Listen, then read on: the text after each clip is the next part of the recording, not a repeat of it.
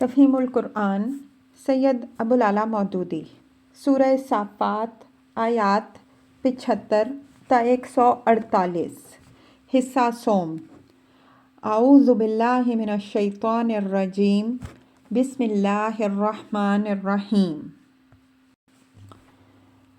وَلَقَدْ مَنَنَّا عَلَى مُوسَىٰ وَهَارُونَ اور ہم نے موسیٰ علیہ السلام اور ہارون علیہ السلام پر احسان کیا وَنَجَّيْنَاهُمَا وَقَوْمَهُمَا مِنَ الْكَرْبِ الْعَظِيمِ اور ان کو اور ان کی قوم کو ایک کرب عظیم سے نجات دی۔ تفسیر یعنی اس شدید مصیبت سے جس میں وہ فرعون اور اس کی قوم کے ہاتھوں مبتلا تھے۔ وَنَصَرْنَاهُمْ فَكَانُوا هُمُ الْغَالِبِينَ انہیں نصرت بخشی جس کی وجہ سے وہی غالب رہے۔ وَآتَيْنَاهُمَ الْكِتَابَ الْمُسْتَبِينَ ان کو ایک نہایت واضح کتاب عطا کی۔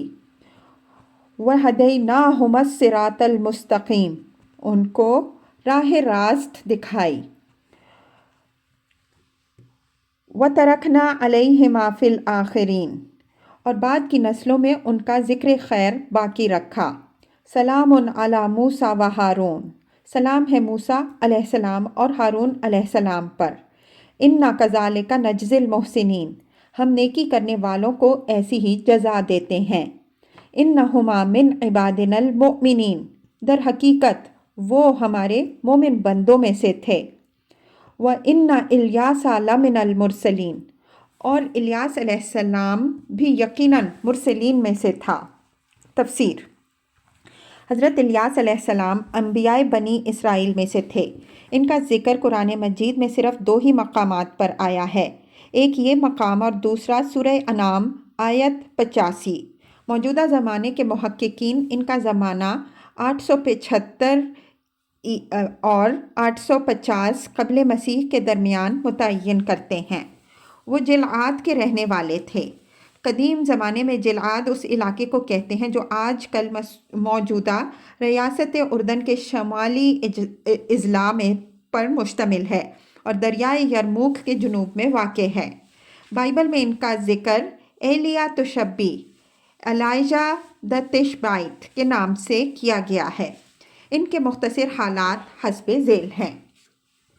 حضرت سلیمان علیہ السلام کی وفات کے بعد ان کے بیٹے رجعام کی نااہلی کے باعث بنی اسرائیل کی سلطنت کے 2 ٹکڑے ہو گئے، ایک حصہ جو بیت المقدس اور جنوبی فلسطین پر مشتمل تھا آل داؤد کے قبضے میں رہا، اور دوسرا حصہ جو شمالی فلسطین پر مشتمل تھا اور اس میں ایک مستقل ریاست اسرائیل کے نام سے قائم ہو گئی، اور بعد میں سامریہ اس کا صدر مقام قرار پایا۔ اگرچہ حالات دونوں ہی ریاستوں کے دگرگوں تھے، لیکن اسرائیل کی ریاست شروع ہی سے ایسے سخت بگاڑ کی راہ پر چل پڑی تھی جس کی بدولت اس میں شرک و بت پرستی اور ظلم و ستم اور فسق و فجور کا زور بڑھتا چلا گیا، یہاں تک کہ بنی اسرائیل کے بادشاہ اخی آب احباب نے سیدہ موجودہ لبنان کے بادشاہ کی لڑکی جیزابیل سے شادی کر لی تھی، تو یہ فساد اپنی انتہا کو پہنچ گیا۔ اس مشرک شہزادی کے اثر میں آ کر اخی اب خود بھی مشرک ہو گیا۔ اس نے سامریہ میں بال کا مندر اور مزدج تعمیر کیا، خدائے واحد کی پرستش کے بجائے بال کی پرستش رائج کرنے کی بھرپور کوشش کی، اور اسرائیل کے شہروں میں اعلانیہ بال کے نام پر قربانیاں کی جانے لگیں۔ یہی زمانہ تھا جب حضرت الیاس علیہ السلام یکا یک منظر عام پر نمودار ہوئے، اور انہوں نے جلعاد سے آ کر اخی آب کو نوٹس دیا کہ تیرے گناہوں کی پاداش میں اب اسرائیل کے ملک پر بارش کا ایک قطرہ بھی نہ برسے گا، حتیٰ کہ اوس تک نہ پڑے گی۔ خدا کے نبی کا یہ قول حرف بحرف صحیح ثابت ہوا، اور 3.5 سال تک بارش بالکل بند رہی۔ آخر کار ابھی اخی آب کے ہوش کچھ ٹھکانے آئے تو اس نے حضرت الیاس علیہ السلام کو تلاش کرا کے بلوایا۔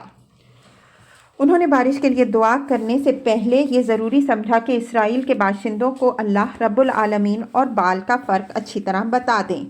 اس غرض کے لیے انہوں نے حکم دیا کہ ایک مجمع عام میں بال کے پجاری بھی آ کر اپنے معبود کے نام پر قربانی کریں، اور میں بھی اللہ رب العالمین کے نام کی قربانی کروں گا۔ دونوں میں سے جس کی قربانی بھی انسان کے ہاتھوں سے آگ لگائے، یعنی غیبی آگ سے بھسم ہو جائے، اس کے معبود کی سچائی ثابت ہو جائے گی۔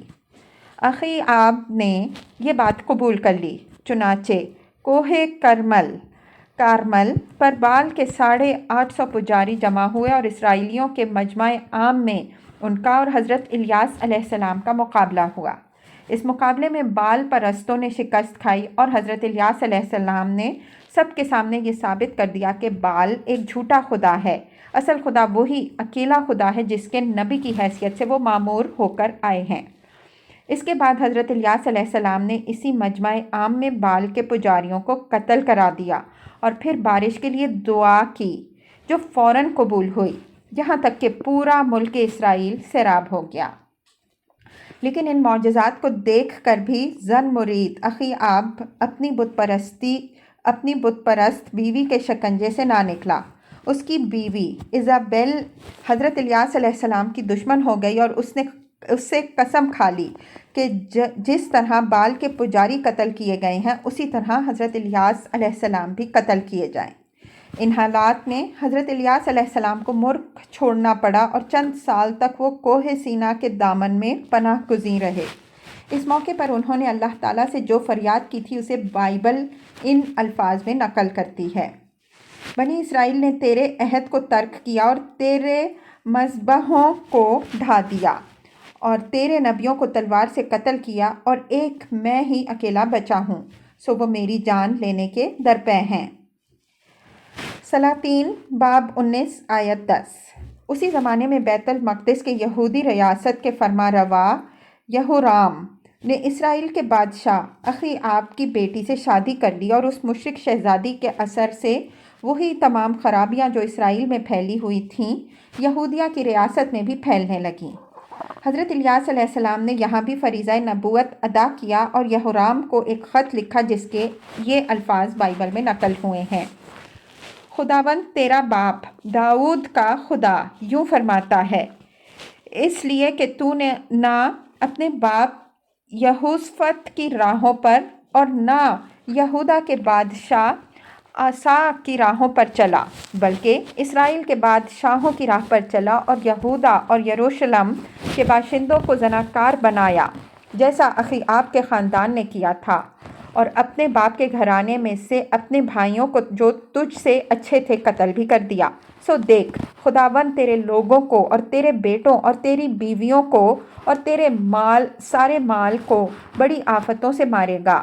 تو انتڑیوں کے مرض کے سبب سے سخت بیمار ہو جائے گا، یہاں تک کہ تیری انتڑیاں اس مرض کے سبب سے روز بروز نکلتی جائیں گی۔ تواریخ باب 21 آیات 12 تا 15۔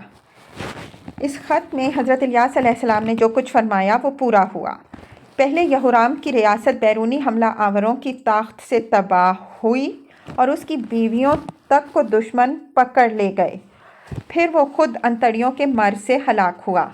چند سال کے بعد حضرت الیاس علیہ السلام پھر اسرائیل تشریف لے گئے، اور انہوں نے اخی آب کو اس کے بعد اس کے بیٹے اخزیاہ کو راہ راست پر لانے کی مسلسل کوشش کی، مگر جو بدی سامریہ کے شاہی خاندان میں گھر کر چکی تھی وہ کسی طرح نہ نکلی۔ آخر کار حضرت کی بددعا سے اخی آب کا گھرانہ ختم ہو گیا، اور اس کے بعد اللہ تعالیٰ نے اپنے نبی کو دنیا سے اٹھا لیا۔ ان واقعات کی تفصیل کے لیے بائبل کے حسب ذیل ابواب ملاحظہ ہوں: سلاطین باب 17، 18، 19، 21، سلاطین باب 1 تا 2، تواریخ باب 21۔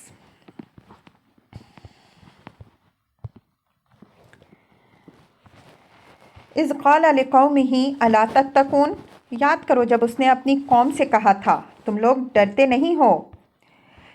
اتدعون بالا وتذرون احسن الخالقین، کیا تم بال کو پکارتے ہو اور احسن الخالقین کو چھوڑ دیتے ہو؟ تفسیر: بال کے لغوی معنی آقا، سردار اور مالک کے ہیں۔ شوہر کے لیے بھی یہ لفظ بولا جاتا ہے اور متعدد مقامات پر خود قرآن مجید میں بھی ارشاد ہوا ہے۔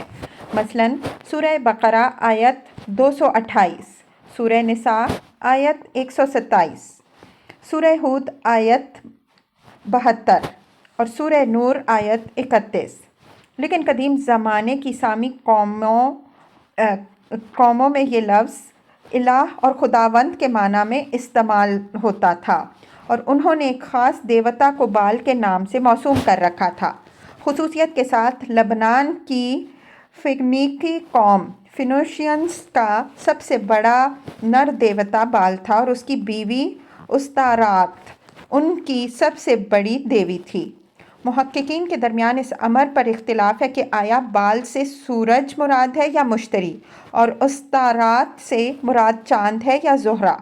بہرحال یہ بات تاریخی طور پر ثابت ہے کہ بابل سے لے کر مصر تک پورے مشرق اوسط میں بال پرستی پھیلی ہوئی تھی، اور خصوصاً لبنان اور شام و فلسطین کی مشرک اقوام بری طرح اس میں مبتلا تھیں۔ بنی اسرائیل جب مصر سے نکلنے کے بعد فلسطین اور شرق اردن میں آ کر آباد ہوئے، اور تورات کے سخت امتناعی احکام کی خلاف ورزی کر کے انہوں نے ان مشرک قوموں کے ساتھ شادی بیاہ اور معاشرت کے تعلقات قائم کرنے شروع کر دیے، تو ان کے اندر بھی یہ مرض پھیلنے لگا۔ بائبل کا بیان ہے کہ حضرت موسیٰ علیہ السلام کے خلیفہ اول حضرت یوشع بن نون کی وفات کے بعد بنی اسرائیل میں یہ اخلاقی و دینی زوال رونما ہونا شروع ہو گیا، اور بنی اسرائیل نے خدا کے آگے بدی کی اور بالیم کی پرستش کرنے لگے، اور وہ خداوند کو چھوڑ کر بال اور استارات کی پرستش کرنے لگے۔ قضاء باب 2 آیات 11-13۔ سو بنی اسرائیل کنعانیوں اور ہتھیوں اور اموریوں اور فرزینیوں اور ہویوں اور یبوسیوں کے درمیان بس گئے، اور ان کی بیٹیوں سے آپ نکاح کرنے اور اپنی بیٹیاں ان کے بیٹوں کو دینے اور ان کے دیوتاؤں کی پرستش کرنے لگے۔ قضاء باب 3 آیات 5-6۔ اس زمانے میں بال پرستی اسرائیلیوں میں اس قدر گھس چکی تھی کہ بائبل کے بیان کے مطابق ان کی ایک بستی میں اعلانیہ بال کا مذبح بنا ہوا تھا جس پر قربانیاں کی جاتی تھیں۔ ایک خدا پرست اسرائیلی اس حالت کو برداشت نہ کر سکا، اور اس نے رات کے وقت چپکے سے یہ مذبح توڑ دیا۔ دوسرے روز ایک مجمع کثیر اکٹھا ہو گیا، اور وہ اس شخص کے قتل کا مطالبہ کرنے لگے جس نے شرک کے اس اڈے کو توڑا تھا۔ اس صورتحال کو آخر کار حضرت سموئیل، طالوت اور داؤد علیہم السلام اور سلیمان علیہ السلام نے ختم کیا، اور نہ صرف بنی اسرائیل کی اصلاح کی بلکہ اپنی مملکت میں بالعموم شرک و بت پرستی کو دبا دیا۔ لیکن حضرت سلیمان علیہ السلام کی وفات کے بعد یہ فتنہ پھر ابھرا، اور خاص طور پر شمالی فلسطین کی اسرائیلی ریاست بال پرستی کے سیلاب میں بہہ گئی۔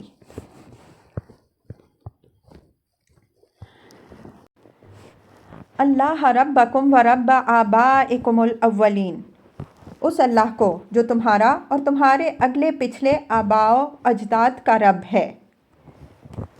فَكَذَّبُوهُ فَإِنَّهُمْ لَمُحْضَرُونَ، مگر انہوں نے اسے جھٹلا دیا، سو اب یقیناً وہ سزا کے لیے پیش کیے جانے والے ہیں۔ الا عباد اللہ المخلصین، بجز ان بندگان خدا کے جن کو خالص کر لیا گیا تھا۔ تفسیر، یعنی اس سزا سے صرف وہی لوگ مستثنیٰ ہوں گے جنہوں نے حضرت الیاس علیہ السلام کو نہ جھٹلایا، اور جن کو اللہ نے اس قوم میں سے اپنی بندگی کے لیے چھانٹ لیا تھا۔ وَتَرَكْنَا عَلَيْهِ فِي الْآخِرِينَ، اور الیاس علیہ السلام کا ذکر خیر ہم نے بعد کی نسلوں کے لیے باقی رکھا۔ تفسیر، حضرت الیاس علیہ السلام کو ان کی زندگی میں تو بنی اسرائیل نے جیسا کچھ ستایا اس کی داستان اوپر گزر چکی ہے، مگر بعد میں وہ ان کے ایسے گرویدہ و شیفتہ ہوئے کہ حضرت موسیٰ علیہ السلام کے بعد کم ہی لوگوں کو انہوں نے ان سے بڑھ کر جلیل القدر مانا ہوگا۔ ان کے ہاں یہ مشہور ہو گیا کہ الیاس علیہ السلام ایک بگولے میں آسمان پر زندہ اٹھا لیے گئے ہیں۔ سلاطین باب 2۔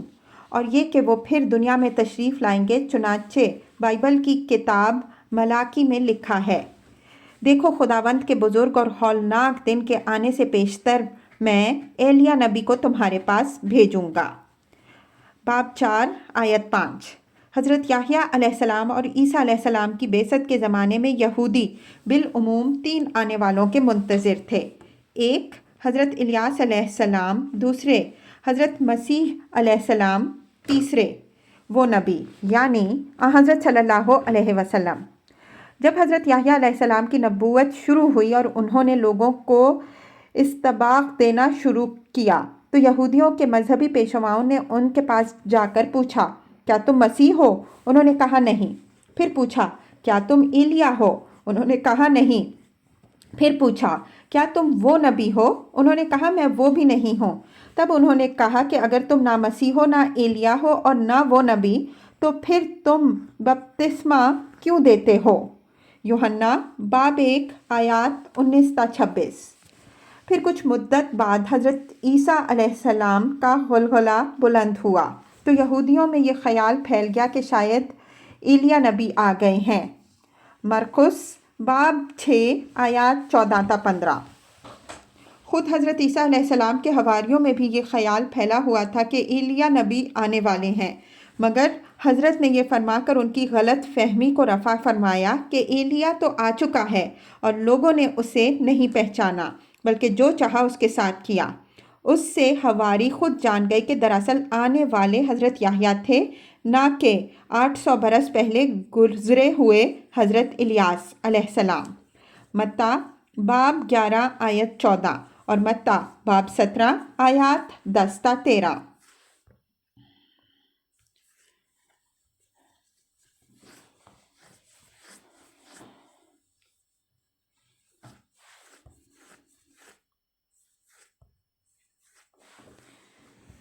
سلام علی الیاسین، سلام ہے الیاس پر۔ تفسیر۔ اصل میں الفاظ ہیں سلام علی الیاسین۔ اس کے متعلق بعض مفسرین کہتے ہیں کہ یہ حضرت الیاس علیہ السلام کا دوسرا نام ہے، جس طرح حضرت ابراہیم علیہ السلام کا دوسرا نام ابراہام تھا، اور بعض دوسرے مفسرین کا قول ہے کہ اہل عرب میں عبرانی اسماء کے مختلف تلفظ رائج تھے، مثلاً میکال اور میکائیل اور میکائین ایک ہی فرشتے کو کہا جاتا تھا۔ ایسا ہی معاملہ حضرت الیاس علیہ السلام کے نام کے ساتھ بھی ہوا ہے۔ خود قرآن مجید میں بھی ایک ہی پہاڑ کا نام طور سینا بھی آیا ہے اور طور سینین بھی۔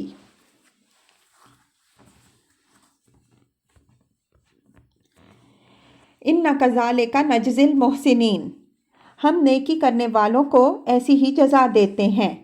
اِنَّهُ مِنْ عِبَادِنَا الْمُؤْمِنِینَ، واقعی وہ ہمارے مومن بندوں میں سے تھا۔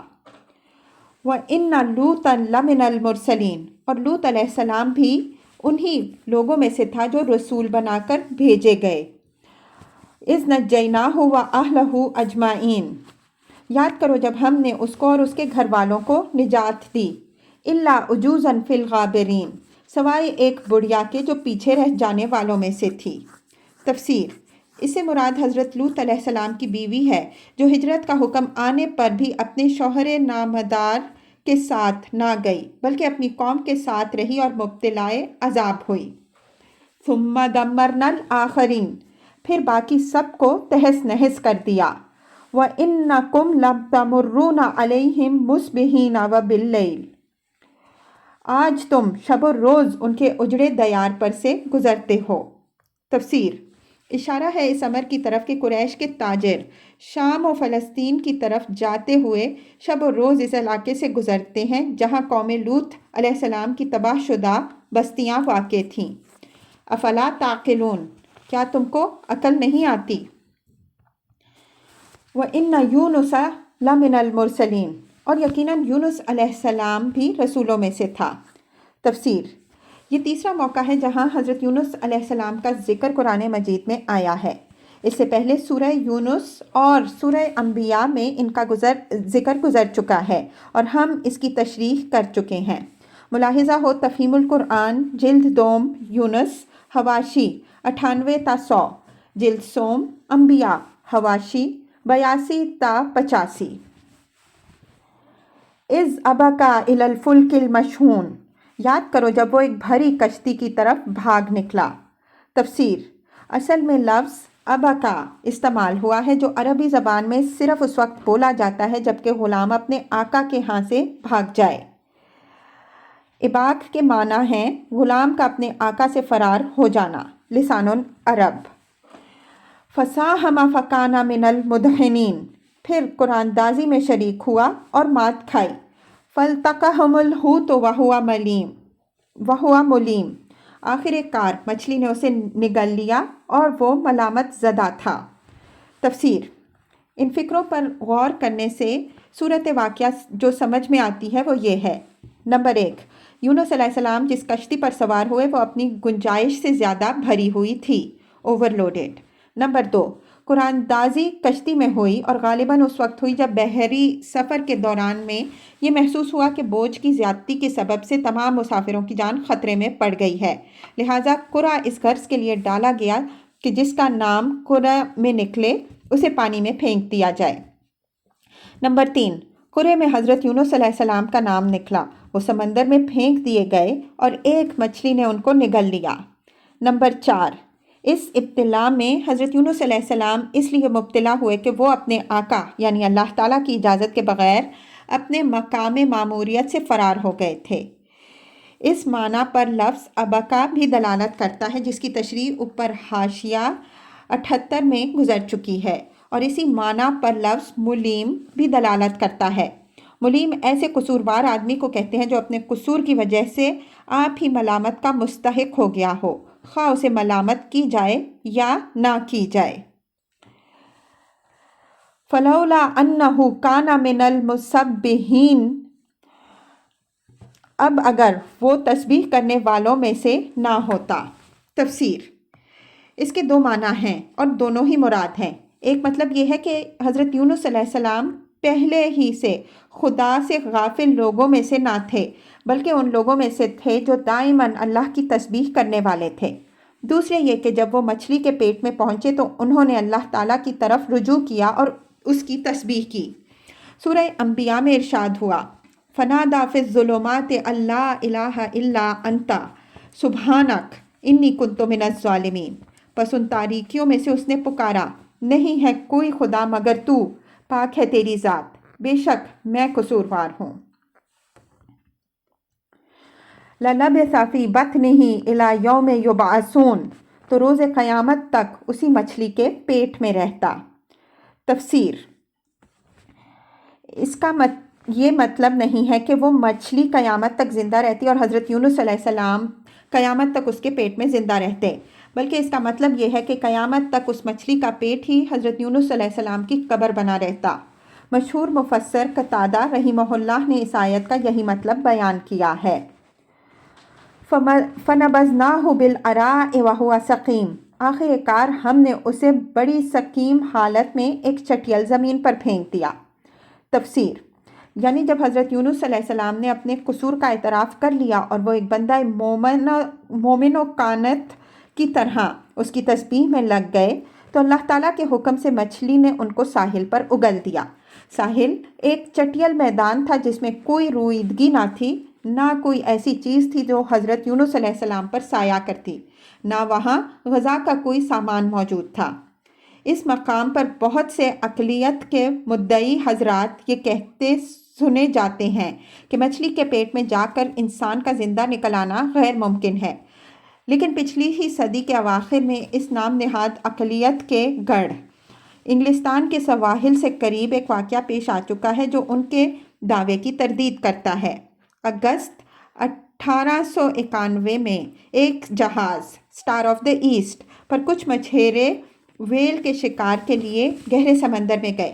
وہاں انہوں نے ایک بہت بڑی مچھلی کو جو 20 فٹ لمبی، 5 فٹ چوڑی اور 100 ٹن وزنی تھی سخت زخمی کر دیا، مگر اس سے جنگ کرتے ہوئے جیمز باٹلے نامی ایک مچھیرے کو اس کے ساتھیوں کی آنکھوں کے سامنے مچھلی نے نگل لیا۔ دوسرے روز وہی مچھلی اس جہاز کے لوگوں کو مری ہوئی مل گئی۔ انہوں نے بمشکل اسے جہاز پر چڑھایا اور پھر طویل جد و جہد کے بعد جب اس کا پیٹ چاک کیا تو باٹلے اس کے اندر سے زندہ برآمد ہوا۔ یہ شخص مچھلی کے پیٹ میں پورے 60 گھنٹے رہا تھا۔ اردو ڈائجسٹ، فروری 1964۔ غور کرنے کی بات ہے کہ اگر معمولی حالات میں فطری طور پر ایسا ہونا ممکن ہے تو غیر معمولی حالات میں اللہ تعالیٰ کے معجزے کے طور پر ایسا ہونا کیوں غیر ممکن ہے؟ وَأَنبَتْنَا عَلَيْهِ شَجَرَةً مِّن یقطین، اور اس پر ایک بیل دار درخت اگا دیا۔ تفسیر: اصل الفاظ ہیں شجرۃ من یقطین۔ یقطین عربی زبان میں ایسے درخت کو کہتے ہیں جو کسی تنے پر کھڑا نہیں ہوتا بلکہ بیل کی شکل میں پھیلتا ہے، جیسے کدو، تربوز اور ککڑی وغیرہ۔ بہرحال وہاں کوئی ایسی بیل معجزانہ طریقے پر پیدا کر دی گئی جس کے پتے حضرت یونس علیہ السلام پر سایہ بھی کریں اور جس کے پھل ان کے لیے بیک وقت غذا کا کام بھی دیں اور پانی کا کام بھی۔ وَأَرْسَلْنَاهُ إِلَىٰ مِائَةِ أَلْفٍ أَوْ يَزِيدُونَ، اس کے بعد ہم نے اسے 1,00,000 یا اس سے زائد لوگوں کی طرف بھیجا۔ تفسیر: 1,00,000 یا اس سے زائد کہنے کا مطلب یہ نہیں کہ اللہ تعالیٰ کو ان کی تعداد میں شک تھا، بلکہ اس کا مطلب یہ ہے کہ اگر کوئی ان کی بستی کو دیکھتا تو یہی اندازہ کرتا کہ اس شہر کی آبادی 1,00,000 سے زائد ہی ہوگی، کم نہ ہوگی۔ اغلب یہ ہے کہ یہ وہی بستی تھی جس کو چھوڑ کر حضرت یونس علیہ السلام بھاگے تھے۔ ان کے جانے کے بعد عذاب آتا دیکھ کر جو ایمان اس بستی کے لوگ لے آئے تھے، اس کی حیثیت صرف توبہ کی تھی جسے قبول کر کے عذاب ان پر سے ٹال دیا گیا تھا۔ اب حضرت یونس علیہ السلام دوبارہ ان کی طرف بھیجے گئے تاکہ وہ نبی پر ایمان لا کر باقاعدہ مسلمان ہو جائیں۔ اس مضمون کو سمجھنے کے لیے سورہ یونس آیت 98 نگاہ میں رہنی چاہیے۔ فَآمَنُوا فَمَتَّعْنَاهُمْ إِلَىٰ حِینٍ، وہ ایمان لائے اور ہم نے ایک وقت خاص تک انہیں باقی رکھا۔ تفسیر: حضرت یونس علیہ السلام کے اس قصے کے متعلق سورہ یونس اور سورہ انبیاء کی تفسیر میں جو کچھ ہم نے لکھا ہے اس پر بعض لوگوں نے اعتراضات کیے ہیں، اس لیے مناسب معلوم ہوتا ہے کہ یہاں دوسرے مفسرین کے اقوال بھی نقل کر دیے جائیں۔ مشہور مفسر قتادہ رحمہ اللہ سورہ یونس آیت 98 کی تفسیر میں فرماتے ہیں، کوئی بستی ایسی نہیں گزری جو کفر کر چکی ہو اور عذاب آ جانے کے بعد ایمان لائی ہو اور پھر اسے چھوڑ دیا گیا ہو۔ اس سے صرف قوم یونس علیہ السلام مستثنیٰ ہے۔ انہوں نے جب اپنے نبی کو تلاش کیا اور نہ پایا اور محسوس کیا کہ عذاب قریب آ گیا ہے تو اللہ نے ان کے دلوں میں توبہ ڈال دی۔ ابن کثیر جلد 2 سورہ صفحہ نمبر 334۔ اسی آیت کی تفسیر میں علامہ آلوسی رحمہ اللہ لکھتے ہیں، اس قوم کا قصہ یہ ہے کہ یونس علیہ السلام موصل کے علاقے میں نینوا کے لوگوں کی طرف بھیجے گئے تھے۔ یہ کافر و مشرک لوگ تھے۔ حضرت یونس علیہ السلام نے ان کو اللہ وحدہ لا شریک پر ایمان لانے اور بتوں کی پرستش چھوڑ دینے کی دعوت دی۔ انہوں نے انکار کیا اور جھٹلایا۔ حضرت یونس علیہ السلام نے ان کو خبر دی کہ تیسرے دن ان پر عذاب آ جائے گا، اور تیسرا دن آنے سے پہلے آدھی رات کو وہ بستی سے نکل گئے۔ پھر دن کے وقت جب عذاب اس قوم کے سروں پر آن پہنچا اور انہیں یقین ہو گیا کہ سب ہلاک ہو جائیں گے تو انہوں نے اپنے نبی کو تلاش کیا مگر نہ پایا۔ آخر کار وہ سب اپنے بال بچوں اور جانوروں کو لے کر صحرا میں نکل گئے اور ایمان و توبہ کا اظہار کیا۔ بس اللہ تعالیٰ نے ان پر رحم کیا اور ان کی دعا قبول کی۔ روح المعانی جلد 11 صفحہ 170۔ سورہ انبیاء آیت 87 کی تشریح کرتے ہوئے علامہ آلوسی لکھتے ہیں، حضرت یونس علیہ السلام کا اپنی قوم سے ناراض ہو کر نکل جانا ہجرت کا فعل تھا، مگر انہیں اس کا حکم نہیں دیا گیا تھا۔ روح المعانی جلد 17 صفحہ 77۔ پھر وہ حضرت یونس علیہ السلام کی دعا کے فقرے انی کنت من الظالمین کا مطلب یوں بیان کرتے ہیں، یعنی میں قصوروار تھا کہ انبیاء کے طریقے کے خلاف حکم آنے سے پہلے ہجرت کرنے میں جلدی کر بیٹھا۔ یہ حضرت یونس علیہ السلام کی طرف سے اپنے گناہ کا اعتراف اور توبہ کا اظہار تھا تاکہ اللہ تعالیٰ ان کی اس مصیبت کو دور فرما دے۔ روح المعانی جلد 17 صفحہ 78۔ مولانا اشرف علی صاحب تھانوی رحمہ اللہ کا حاشیہ اس آیت پر یہ ہے کہ وہ اپنی قوم پر جب وہ ایمان نہ لائی خفا ہو کر چل دیے اور قوم پر عذاب ٹل جانے کے بعد بھی خود واپس نہ آئے اور اس سفر کے لیے ہمارے حکم کا انتظار نہ کیا۔ بیان القرآن۔ اسی آیت پر مولانا شبیر احمد عثمانی رحمہ اللہ حاشیے میں فرماتے ہیں، قوم کی حرکات سے خفا ہو کر غصے میں بھرے ہوئے شہر سے نکل گئے، حکم الہی کا انتظار نہ کیا اور وعدہ کر گئے کہ 3 دن بعد تم پر عذاب آئے گا۔ انی کنت من الظالمین، اپنی خطا کا اعتراف کیا کہ بے شک میں نے جلدی کی کہ تیرے حکم کا انتظار کیے بدون بستی والوں کو چھوڑ کر نکل کھڑا ہوا۔ سورہ صافات کی آیات بالا کی تشریح میں امام رازی لکھتے ہیں، حضرت یونس علیہ السلام کا قصور یہ تھا کہ اللہ تعالیٰ نے اس قوم کو جس نے انہیں جھٹلایا تھا ہلاک کرنے کا وعدہ فرمایا۔ یہ سمجھے کہ یہ عذاب لا محالہ نازل ہونے والا ہے، اس لیے انہوں نے صبر نہ کیا اور قوم کو دعوت دینے کا کام چھوڑ کر نکل گئے، حالانکہ ان پر واجب تھا کہ دعوت کا کام برابر جاری رکھتے، کیونکہ اس امر کا امکان باقی تھا کہ اللہ ان لوگوں کو ہلاک نہ کرے۔ تفسیر کبیر جلد 7 صفحہ 158۔ علامہ آلوسی رحمہ اللہ از ابکا الی الفلک المشحون پر لکھتے ہیں، ابکا کے اصل معنی آقا کے ہاں سے غلام کے فرار ہونے کے ہیں۔ چونکہ حضرت یونس علیہ السلام اپنے رب کے اذن کے بغیر اپنی قوم سے بھاگ نکلے تھے، اس لیے اس لفظ کا اطلاق ان پر درست ہوا۔ پھر آگے چل کر لکھتے ہیں، جب تیسرا دن ہوا تو حضرت یونس علیہ السلام اللہ تعالیٰ کی اجازت کے بغیر نکل گئے۔ اب جو ان کی قوم نے ان کو نہ پایا تو وہ اپنے بڑے اور چھوٹے اور جانوروں سب کو لے کر نکلے اور نزول عذاب ان سے قریب تھا، بس انہوں نے اللہ تعالیٰ کے حضور زاری کی اور معافی مانگی اور اللہ نے انہیں معاف کر دیا۔ روح المعانی جلد 23 صفحہ 130۔ مولانا شبیر احمد رحمہ اللہ وہو ملیم کی تشریح کرتے ہوئے فرماتے ہیں، الزام یہی تھا کہ خطائے اجتہادی سے حکم الہی کا انتظار کیے بغیر بستی سے نکل پڑے اور عذاب کے دن کی تعیین کر دی۔ پھر سورہ قلم کی آیت فاصبر لحکم ربک ولا تکن کصاحب الحوت پر مولانا شبیر احمد صاحب رحمہ اللہ کا حاشیہ یہ ہے، یعنی مچھلی کے پیٹ میں جانے والے پیغمبر حضرت یونس علیہ السلام کی طرح مکذبین کے معاملے میں تنگ دلی اور گھبراہٹ کا اظہار نہ کیجیے۔ اور اسی آیت کے فقرہ وَهُوَ مَكْظُومٌ پر حاشیہ تحریر کرتے ہوئے مولانا فرماتے ہیں، یعنی قوم کی طرف سے غصے میں بھرے ہوئے جھنجھلا کر شتابی عذاب کی دعا بلکہ پیشن گوئی کر بیٹھے۔ مفسرین کے ان بیانات سے یہ بات واضح ہو جاتی ہے کہ 3 قصور تھے جن کی وجہ سے حضرت یونس علیہ السلام پر عطاب ہوا۔ ایک یہ کہ انہوں نے عذاب کے دن کی خود ہی تعیین کر دی، حالانکہ اللہ تعالیٰ کی طرف سے ایسا کوئی اعلان نہ ہوا تھا۔ دوسرے یہ کہ وہ دن آنے سے پہلے ہجرت کر کے ملک سے نکل گئے، حالانکہ نبی کو اس وقت تک اپنی جگہ نہ چھوڑنی چاہیے جب تک اللہ تعالیٰ کا حکم نہ آ جائے۔ تیسرے یہ کہ جب اس قوم پر سے عذاب ٹل گیا تو واپس نہ گئے۔